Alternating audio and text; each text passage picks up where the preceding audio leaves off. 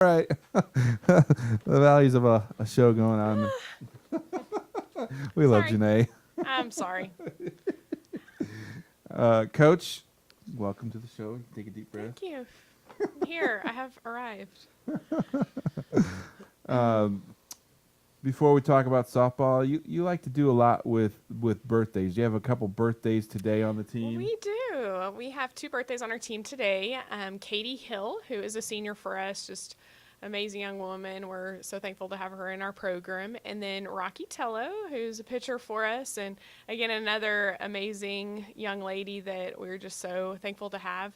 They share a birthday today, and so we're wishing them a happy And I birthday. think it's also Keely's birthday, the And it volleyball is coach. Coach Peterson, the volleyball coach. It's her birthday as well. So a great day for birthdays. What's something that you do, like you're very unique with that, doing birthdays? What do you do with those birthdays on social media? Well, I am huge with affirmations and just letting the girls know how much I appreciate them being here and being a part of our program and stuff. And I always send them like personal texts and stuff, but I want the world to know how proud of them we are and so how thankful we are to have them in our program. And so we try to like recognize them on social media and have stuff. And we have some really cool like little headers that this awesome guy named Adam made for us. I actually just posted them. That's what I was really like. We're trying to get there. We're trying to keep up with Yes. those Division I schools. How do you remember all these birthdays? Is your phone just like lined with birthdays, or do you have it on the computer, or is this a secret where you're not going to let everybody know how you know I all would this? like to say that I have just this really awesome memory, but I don't. I do. Every time I find out it's somebody's birthday, I save it in my phone, and so I always get an alert. Most of the time, I kind of know, like, I remember theirs because it's Keely's birthday, and it's just an easy date to Right. remember, but Right. so I get an alert that it's their birthday. Do you have a lot of in-season birthdays this year? We do. We've had a ton of birthdays this year, so it's like every week. So, like at the end of the season, you're going to have one big birthday bash? We need to. We need to do like a monthly birthday party. That would be fun. Yes, maybe that's what we'll Out start at doing. Taylor Field. or Taylor something? Field, do a monthly birthday bash and just Celebrate with the fans. celebrate with the fans and a cookie cake because There you can't go. go wrong with a cookie cake, right? Selfishly, that's my So it's awesome with the birthday things. That's really unique, and it's fun to see you do that and celebrate the girls on your team. So moving into softball now.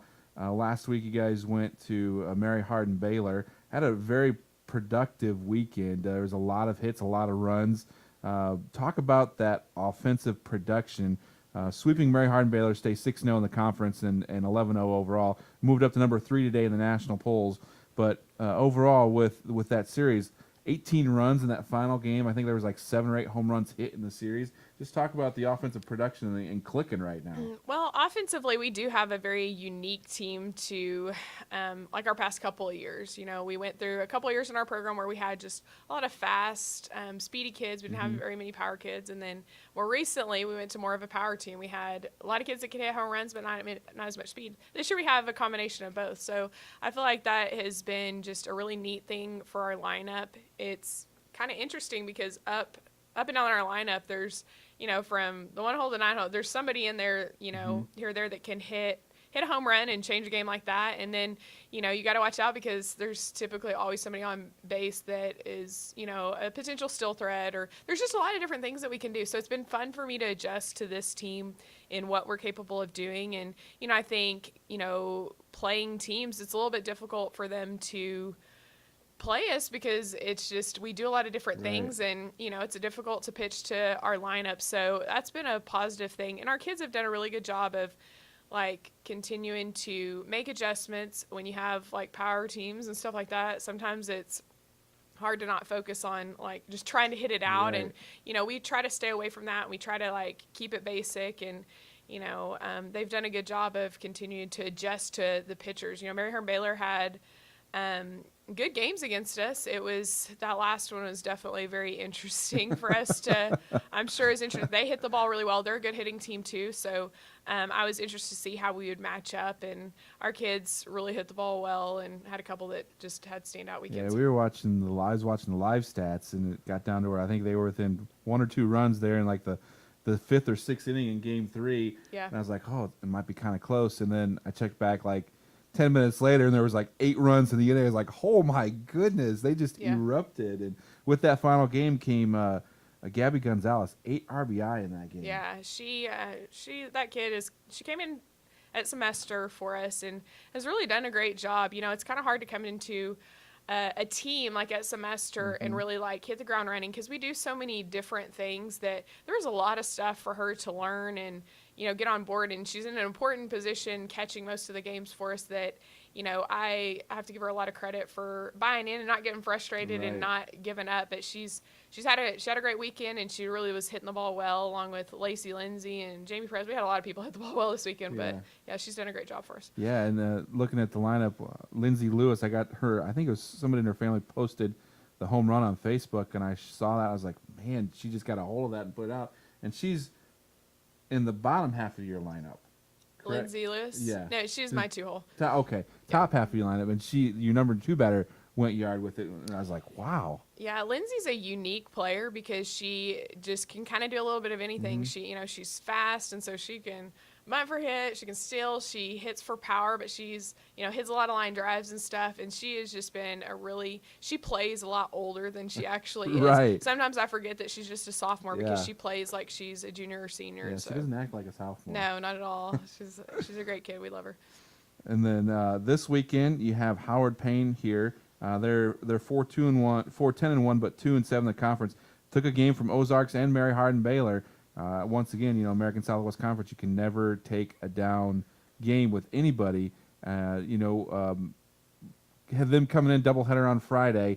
How do you like playing these doubleheaders on Fridays? You did last weekend at Mary Hardin Baylor. Now we're doing one on here at home. I think we actually played one game on Friday. Did we switch it? Is that right? I don't know. Now you got me worried. Maybe I've got it wrong. I don't know. It's all combined. Because Kenneth is going to go. Yeah, we were trying to figure. Oh, you had me nervous. Never mind. It's everything's mushed together. Forget that question. Let's read. Okay. Well, I will say we do have a lot of doubleheaders on Friday. That's right. Like we had one at Mary Hardin Baylor, and we do. It's a different mix, but I kind of like it. Especially most of the time it's when we're on the road, and it's been good. It gives us a chance to kind of recover from. So Friday single game, and then doubleheader on Saturday. Right. But they come in. I know you have the same approach all year, but with them coming in, do you look at the other teams a little bit and what they've done and their styles at all? We do a little bit, but we are mainly focused on what we do.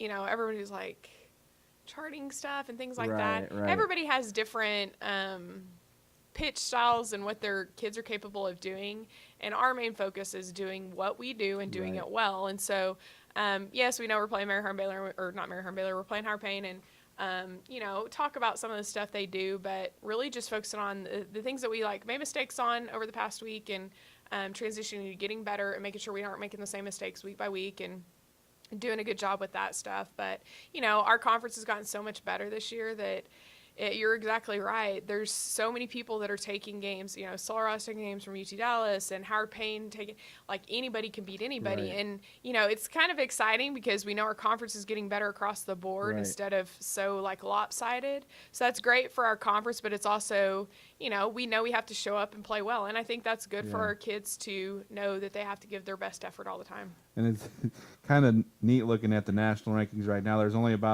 There's 25 teams ranked, and about maybe 10 have played games. And some of those, and you look like UT Tyler's number 1. They've played 13. We've played 11, and then everybody else has 4, 3, 2, because those northern teams haven't played yet. Right. So it's gonna be fun to see how I know national rankings don't really mean anything when it comes down to postseason and stuff, but seeing how that plays out in the national rankings and how some of the northern teams get into it, and like St. John Fisher's number 2, and they haven't even played a game yet. Right. So. Do you ever take a bigger look at the national rankings and see some of what the other teams are doing in region and around? Well, I get an opportunity to talk to a lot of those coaches a lot because of the different committees and stuff I'm on. So I'm kind of in the know. And right now, you're right. A lot of the regions and a lot of the conferences haven't even started play. A lot of them will start this week and the next week. Their mindset and their mentality has to be different than ours does, because theirs is like a shorter, compact season. Ours is Right. more long and drawn out, which they both have their challenges. And I think, obviously they've been doing it so long that they figured out how to kind of work through the weather Yeah, issues and right. the things like that. And most of them have to travel to play those games early. So I think Chase and I were looking at the one schedule for a team up north. It might have been Tufts from a couple years ago. They played like 35 games in 1 month because Right, they couldn't yeah. get in. And just looking at that, that's a lot of games in 1 month. yeah, it is. So- I think it was the year that we went to the national championship at Eau Claire, Wisconsin. They hosted the national championship, and I think that year they didn't play a single home game. It was like Wow. May 1st, and they had snow on their field.